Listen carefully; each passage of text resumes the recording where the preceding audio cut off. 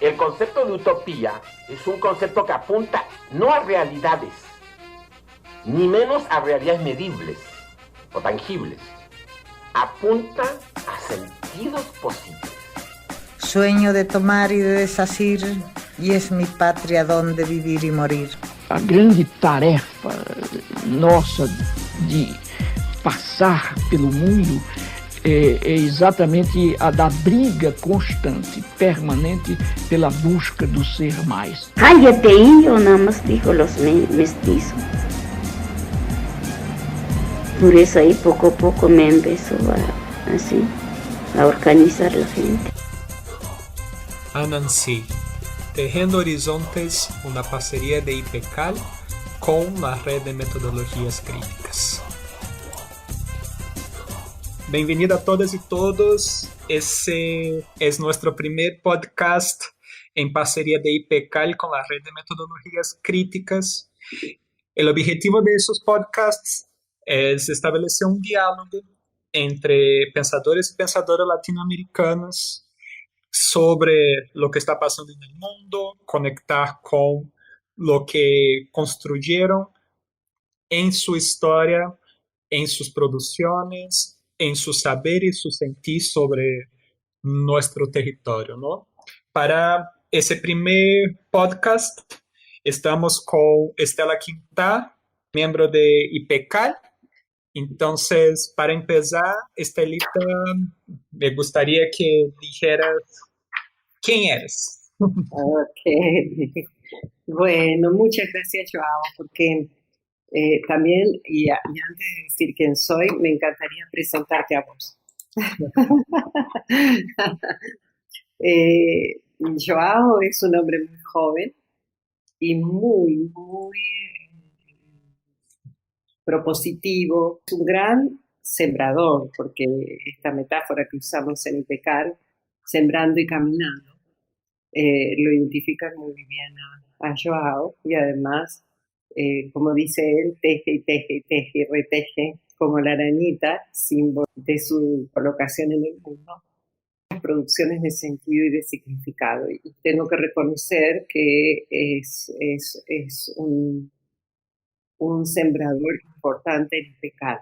Así que muchas gracias, porque en gran medida esta idea del podcast es de Joao, en esta intención, como les contaba, de generar un espacio de reconocimiento de los investigadores críticos o de perspectiva crítica que se suman al proyecto de IPECAL.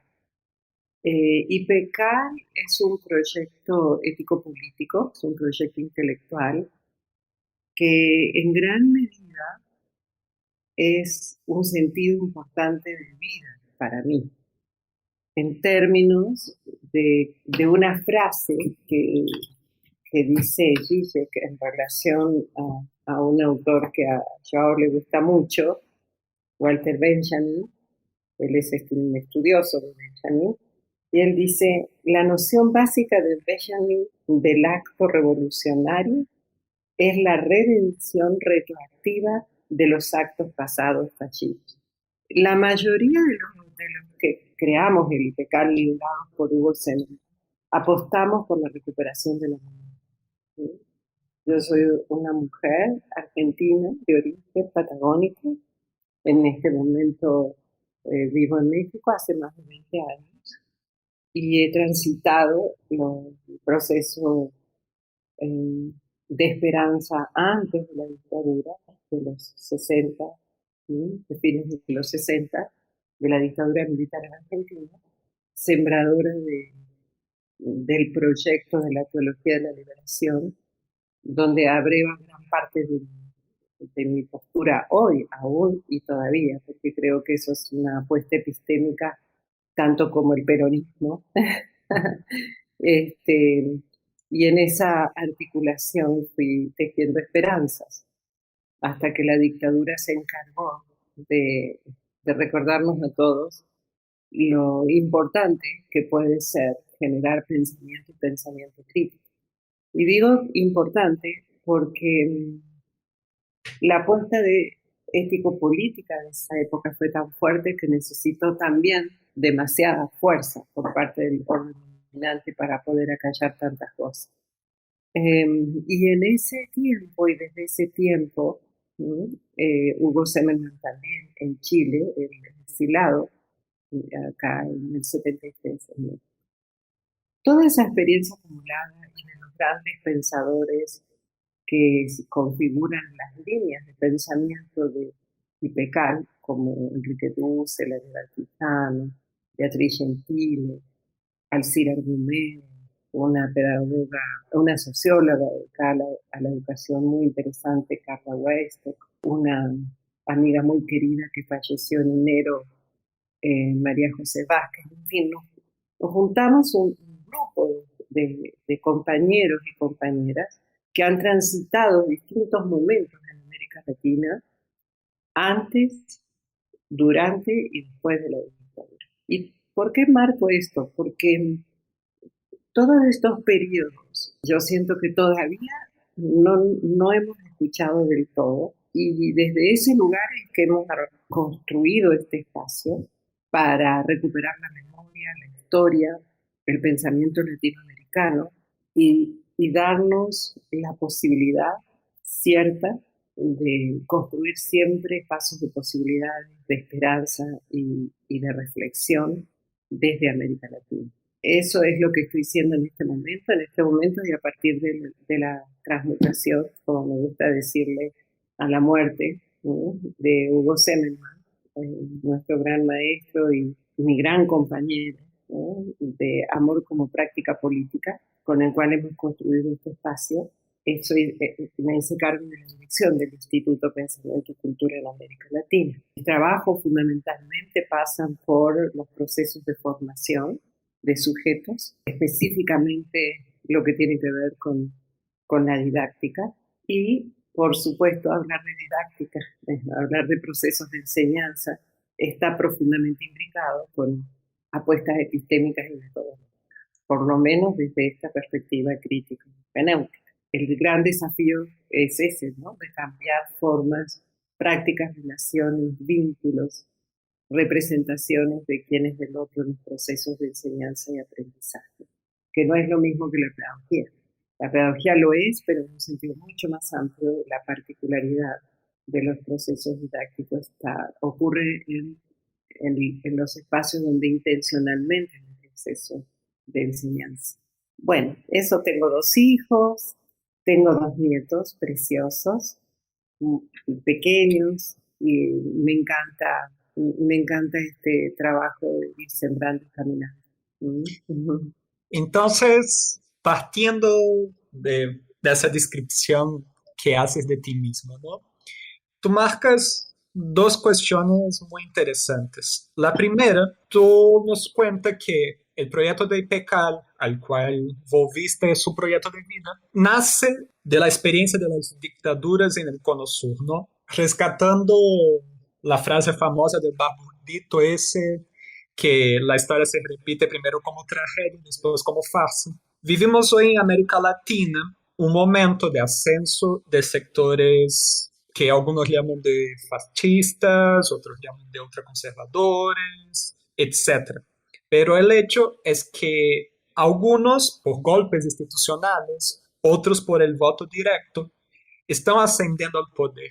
En algunos países, después de experiencias en el marco de una cierta democracia que se decían progresistas, ¿no? Como tú, que marcas tu experiencia de esa salida de la dictadura, lee ese momento en el cual muchos están comparando con el proceso de las dictaduras en el Cono Sur. Parece, ya que tú hablas tanto de memoria, parece que a algunas personas les gusta rescatar esa memoria de las dictaduras en ese momento. ¿Tú crees que es lo mismo, que es diferente? ¿De qué estamos hablando hoy con ese ascenso de sectores conservadores? Yo creo que hemos trabajado muy poco y a profundidad las consecuencias de larga duración de las dictaduras. Porque, bueno, esto tiene que ver con un trabajo que estamos haciendo, lo sabes muy bien, acá en IPECAL, en relación a la memoria histórica. Y marco tanto lo de las dictaduras en América Latina porque eso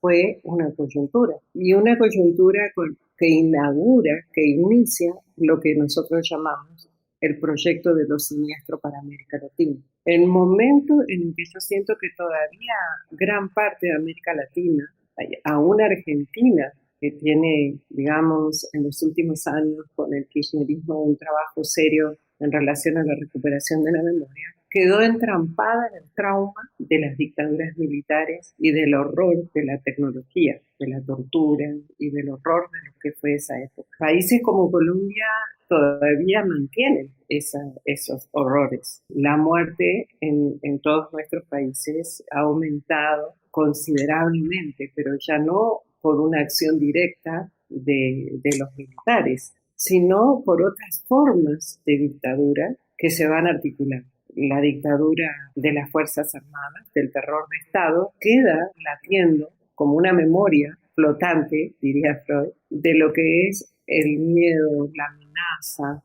unos mensajes, unos códigos que hacen que esta estructura de la violencia que Gigi llama violencia objetiva se vaya ensanchando. Entonces, sobre esa misma base, sobre ese mismo campo emocional, diría yo, le continúa y se articula la dictadura económica para toda América Latina, la dictadura de los medios, la dictadura simbólica, digamos, y actualmente podríamos hablar de una dictadura de la democracia y de una manipulación de la ley, ¿no? ¿Qué entiendo yo que ha pasado o que está pasando? Por supuesto, en un esfuerzo de hacer lectura del presente y de un presente historizado.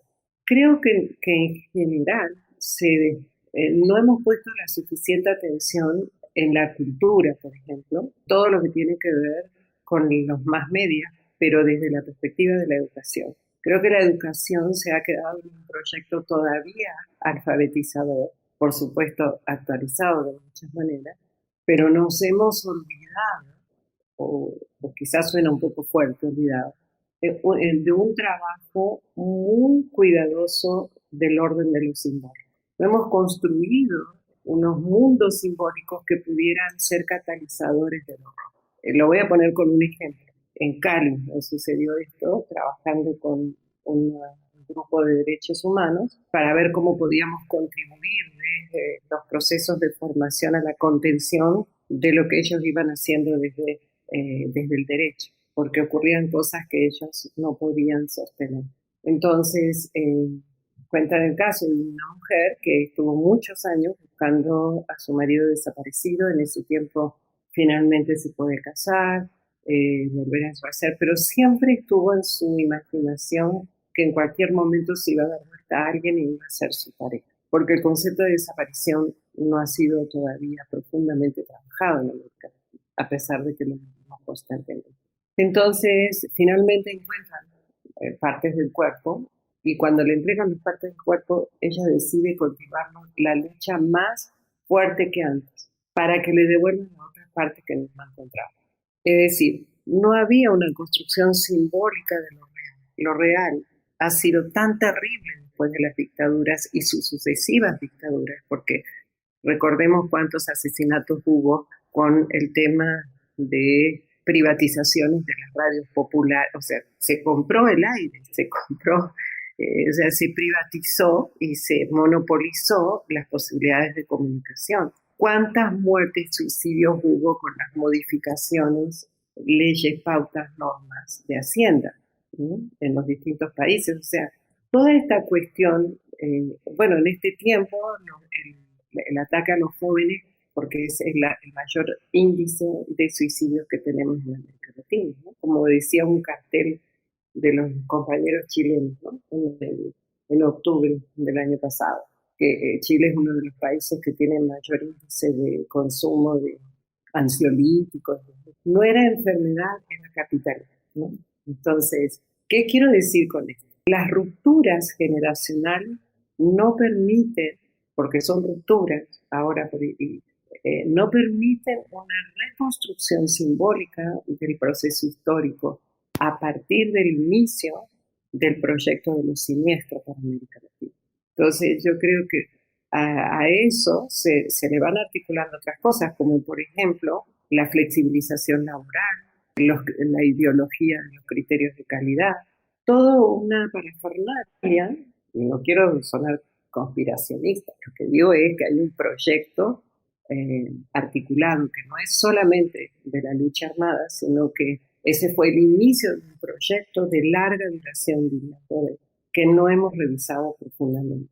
El orden dominante hoy opera más que nunca en lo simbólico y en el campo de lo afectivo, porque debilitó, digamos, la capacidad de poder responder al horror en todos los sentidos.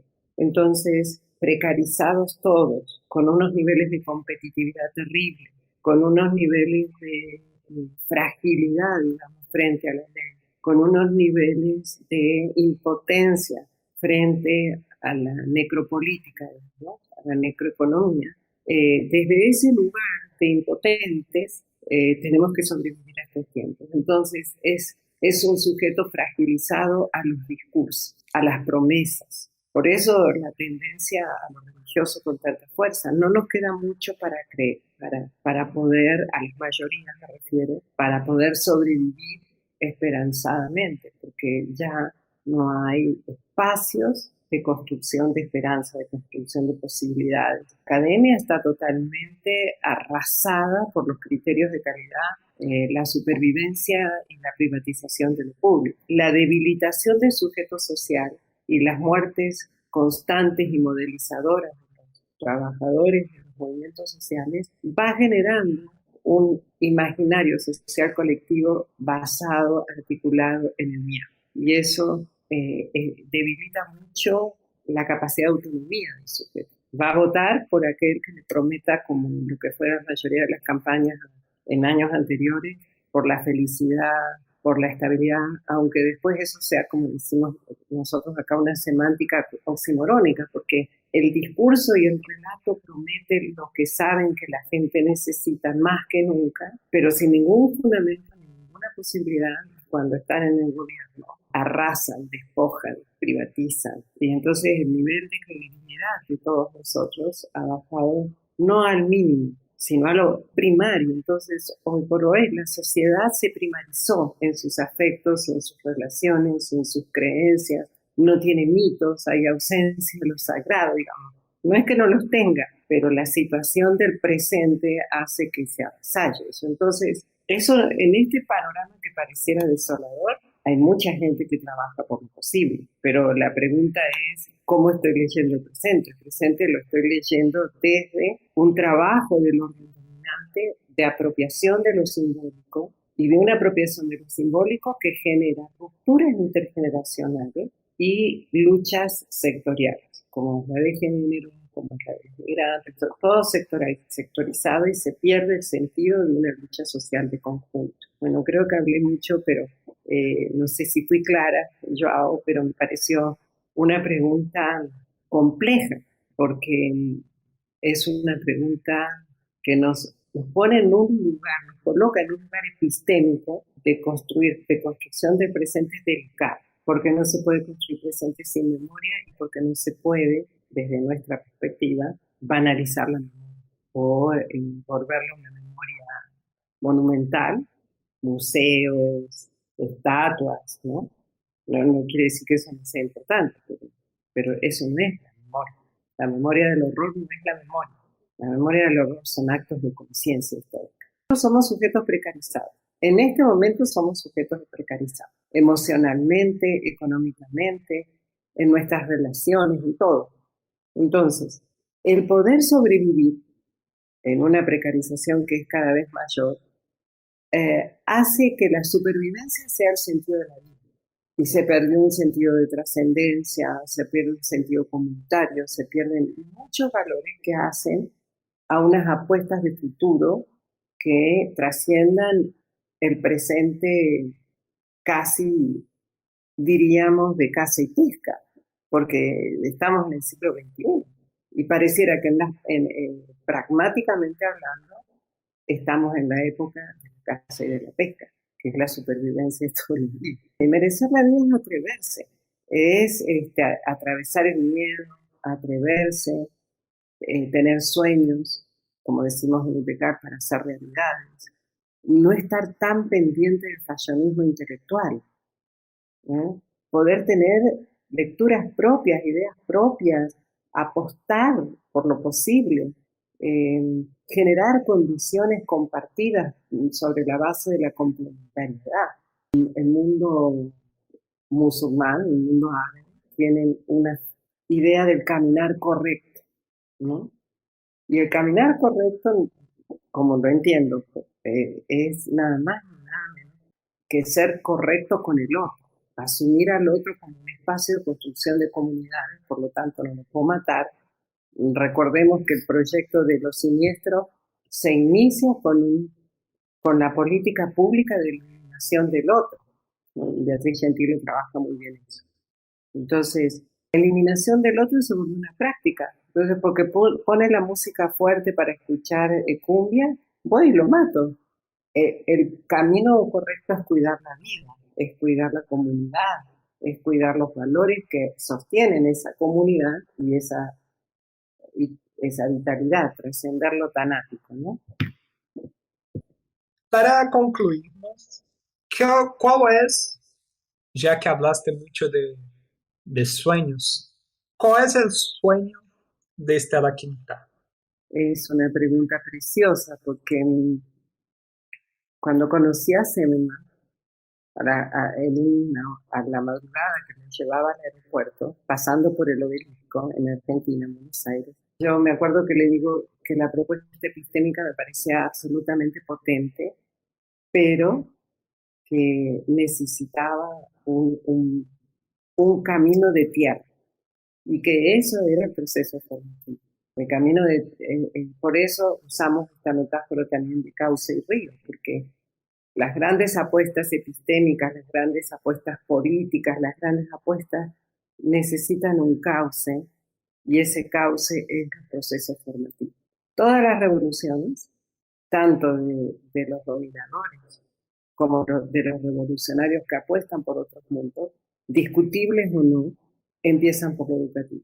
Y esa es mi gran crítica, por ejemplo, a los gobiernos progresistas de los últimos años en América Latina.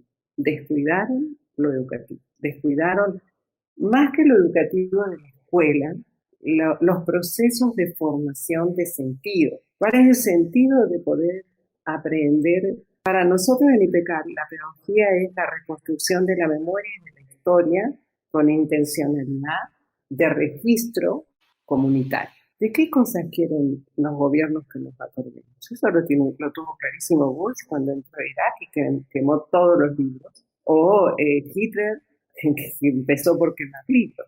Y discutible o no, Chávez lo primero que hizo fue crear universidades populares. No recuerdo cómo les llamaba, experimentales, no recuerdo bien. Fidel Castro en Cuba. Podemos tener opiniones diversas alrededor de estos personajes. Eva Perón. La patria grande se piensa desde los sujetos que se sienten parte de una patria grande. Y para eso hay que construirla. Y construirla desde lo instituido, pero también desde lo instituyente. Desde maestros que se sientan y asuman como trabajadores de la cultura. Entonces creo que mi sueño es ese, justamente, construir espacios de transformación en América Latina en procesos de formación de sujetos. Transformar la sociedad desde la apuesta de los trabajadores de la cultura, desde la apuesta del amor como práctica política, como decíamos en la teología de la liberación. Tanto desencuentro que tenemos entre hombres y mujeres, entre todas estas cuestiones de vivo, que poco se habla de valores que tienen que ver con el encuentro, no tanto con la individualización del derecho, sino con la práctica de la construcción en la relación. Entonces, del amor, de la solidaridad, de todas esas palabras que ya no están de moda, por supuesto, porque el orden dominante individualiza hasta la lucha por el derecho. Ese es mi sueño. Me gustaría morirme con un espacio como IPECAR donde haya muchos sembradores en todos los países, con estas ideas, con esta capacidad generosa y amorosa de todos los que estamos en IPECAR, porque este es un proyecto que convoca a la gente generosa, que apuesta por un futuro donde podamos mirarnos aunque seamos diferentes, aunque seamos... Y eso lo aprendí con dolor, porque siempre dije jamás me sentaría a la mesa de un torturador hasta que tuve la experiencia de sentarme a la mesa de un torturador. Y frente a eso, yo dije, bueno, ¿cuál es la respuesta frente a una situación límite que nunca pensé que iba a estar? Y no es romántico ni límite, es un trabajo mirar al otro desde la diferencia para ver qué se hace en el momento asumiendo la diferencia y no buscando la muerte, simbólica o física,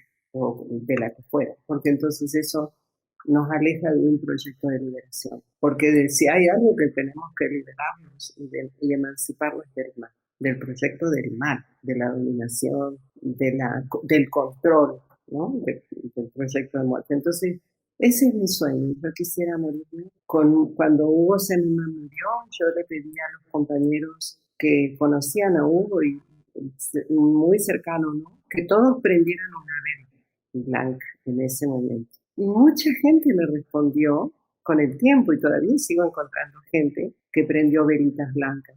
Y esa imagen es una imagen preciosa, ¿no? O como decía Galeano, de los fueguitos. Entonces eso me imaginé un sueño donde haya muchos fueguitos, pero fueguitos, no grandes incendios, fueguitos, porque son los que más mantienen el calor. Esperemos que aún haya bastante tiempo antes que puedas realizar, ya que asocias mucho con la muerte el sueño. Esperamos que aún haya bastante tiempo para realizar esos sueños. ¿Cómo honrar la memoria? ¿Cómo escapar del horror?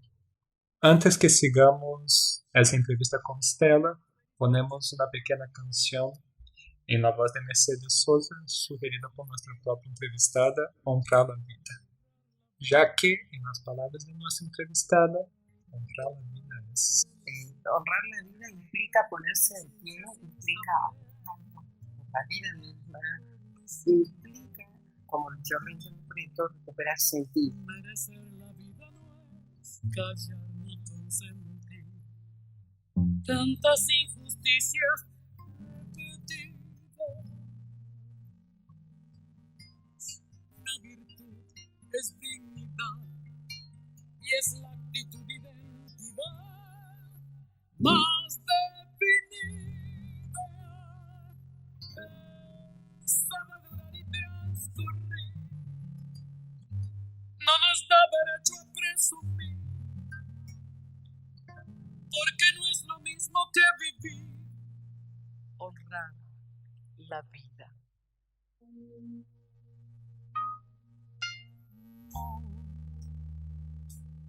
Permanecer y transcurrir no siempre quiere sugerir. Honrar la vida. Hay tanta pequeña vanidad en nuestra tonta humanidad, enceguecida. Merecer la vida, seguirse vertical, más allá del mar, de las caídas.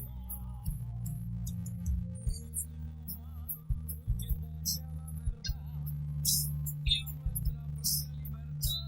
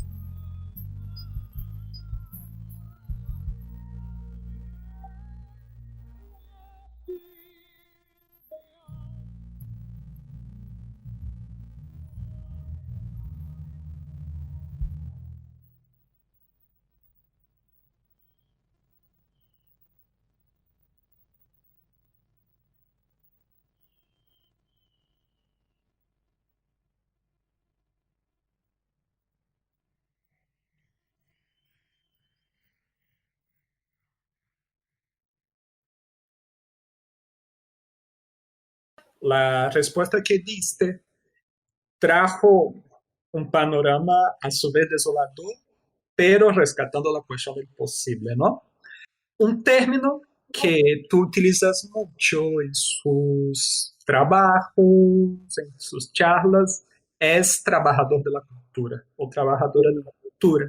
Escuchando lo que tú dices de memoria y conciencia histórica, me gustaría, para que no quedemos en un cierto, con ese sentimiento un poco árido, ¿no? Ajá. Eh, para ti, lo que es el trabajador de la cultura y cuál papel se juega ese trabajador en ese marco de la precarización, de la necesidad del rescate de la memoria. ¿Qué papel se puede jugar ese trabajador? Bueno, primero me encanta que traigas ese concepto. Es un concepto un concepto muy particular, ¿no? Que tiene una carga semántica fuerte.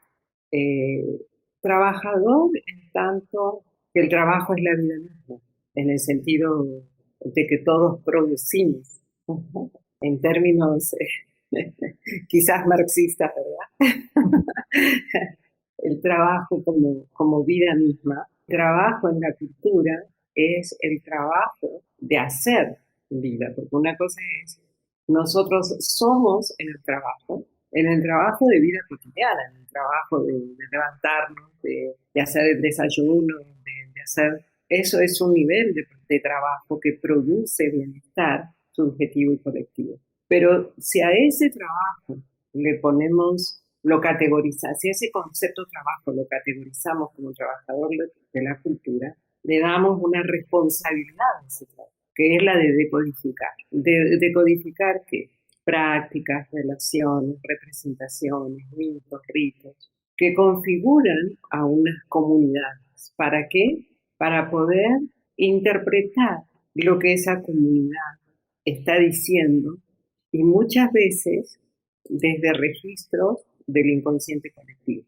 Ese es un trabajo artesanal, es un trabajo de demorarse, no es un trabajo eficiente, eficaz y de productividad reglamentada, no, sino que es un trabajo profundamente humano, profundamente intersubjetivo, y no es posible, si uno no entiende ese tipo de trabajo, hablar de conciencia histórica. Por eso digo que un trabajador de la cultura tiene que replantearse profundamente qué significa enseñar y qué significa construir conocimiento o investigar. Por supuesto, desde una perspectiva epistémica crítico-hermenéutica, porque si nos colocamos en una tradición analítica, pues estas cosas no nos preocupan. Pero colocada en una tradición epistémica crítico-hermenéutica, donde la centralidad del sujeto, el sujeto es en su experiencia, el sujeto es en el otro, con el otro, en la comunidad. Si yo no puedo percibir el latido de esa comunidad, no puedo escuchar lo que esa comunidad fue construyendo en su inconsciente como un sujeto particular, difícilmente pueda trabajar en la apertura de conciencia. ¿Y por qué es importante trabajar en la apertura de conciencia? Porque la naturalización de la muerte, por ejemplo, en América Latina, que se transforma en un dato. En México en este momento, números entre desapariciones y entre muertos es enorme. Hay casos de camiones que transportan, camiones estos frigoríficos que transportan cuerpos, hasta cientos de cuerpos, hasta 400 cuerpos, porque no hay lugar en los semefos donde ponerlos. Y la noticia puede causar escozor un día, pero después no pasa nada, entre comillas, porque sí pasa. ¿Cuál es la sensopercepción que va construyendo el campo emocional de los sujetos y sus subjetividades sociales? Entonces, un trabajador de la cultura está profundamente comprometido con los sentidos, los significados, las prácticas, las relaciones que ocurren en la vida cotidiana. No es la información cultural, no es un antropólogo, pero tiene que, por supuesto, esto está muy bien, es una antropopedagogía, digamos, pero también es un psicoanálisis social, como decía Freire. también es una lectura de los mapas cognitivos, psicocognitivos, diría Varela. O sea, es una articulación. No se puede ser un trabajador de la cultura solo desde una opción disciplinar, porque eso, digamos, es del campo de la ciencia analítica, donde todo está fragmentado. De lo que yo estoy hablando es de experiencias sociales concretas. Entonces, un trabajador de la cultura es el que produce conocimiento del espacio comunitario en el que vive o en el que va a convivir o en el que va a trabajar. Es desde ahí donde se construye conocimiento histórico. Entonces, ser trabajador de la cultura es ser alguien que entiende que el otro es el otro y lo otro, desde la diferencia, es lo posible de construirse, de construir historia, de construir conocimiento histórico, ¿no? Pensando lo que tú dijiste, en varios de sus textos más recientes hablas de la micrológica. Entonces, ¿cómo es para ti, y tomando como su experiencia de vida, de que ha elegido, trabaja con IPK en un instituto pequeño en lugar de trabajar en grandes universidades, cómo es en la práctica del quehacer caminar distinto y sembrar como una trabajadora de la cultura desde lo que tú llamas de la micrológica? Bueno, es un no, realmente preguntas muy interesantes. No, bueno, más que interesante, porque cuando uno dice qué interesante, en realidad no sabe muy bien si está tomando un café en un desfile de moda o está diciendo algo como una palabra común, ¿no? Lo que quiero decir es que son preguntas de intersticio, ¿no? Interesante tomando el prefijo de intersticio, imbricar entre tejidos, ¿no? De sentido. Entonces, si para nosotros o para mí la cultura es ese campo de conocimiento de lo posible, en la cultura uno nunca puede saber, siempre tiene que estar seducido a descubrir, como campo de lo posible, porque está en movimiento histórico. ¿Dónde dónde ese campo es posible ser aprehendido con H? Pues en la experiencia de vida cotidiana, pero también en las experiencias sociales, institucionales en el presente. Y en todos esos espacios, ese concepto de micrológico lo tomé de Hugo Seneman, que a su vez me enseñó a leer a Norbert Elias. Norbert Elias usa mucho este concepto de lo micrológico, de lo molecular, en términos de romper con estas abstracciones de los grandes ideas fuerzas, digamos, de autores importantes de la perspectiva crítica. Lo micrológico permite anclar en la lógica de lo pequeño, en el logos de lo micro que es anónimo a veces, ¿no? A veces, siempre, casi siempre, digamos, anónimo, pero es donde realmente se hace la historia. Y lo micrológico, como el logos de lo micro, como el logos, la vida se hace de pequeños gestos. Y este concepto de la vida se hace en pequeños gestos, lo tomé para poder encontrar un concepto y una categoría que dé cuenta de esa convicción. La vida se hace en pequeños gestos. Y lo micrológico, lo molecular, es aquello que hace la vida social, la vida cultural, y que la experiencia de estar con otros y de estar en el mundo de la vida no puede pensarse, vuelvo a decir, fuera de la vida, fuera del presente, fuera del movimiento de la historia del presente. Ahí hay un logos, hay un algo que decodificar, que desencriptar. Eso es constantemente el desafío de la invitación a lo posible. La tendencia en la que nosotros fuimos formados colonialmente es en el control de lo dado, ¿no? Lo que ya conocemos, lo sistematizado, lo ya legitimado y lo codificado. Nosotros pensamos que lo micrológico, en esta perspectiva crítico-hermenéutica, es el espacio de lo posible. por eso a mí me gusta tanto hablar de trabajadores de la cultura, porque el solo hecho de pensarme como trabajadora de la cultura me saca del mundo de la productividad en términos del orden dominante, es decir, en términos de la productividad exigida por los códigos de calidad, ¿no? La productividad en términos de las epístemes institucionales marcadas por un capitalismo totalitario. Y no es que yo esté fuera del capitalismo, sino que elijo, y ahí está la ética, porque se confunde a veces ética con moral, la capacidad de elegir en autonomía, entendiendo que siempre vamos a ser heterónomos, por eso hablo de autonomía y no hablo de libertad, implica trabajar en proyectos que me permiten eso en términos de apuestas desde lo pequeño, desde lo micrológico, porque es allí donde está la posibilidad de transformación real.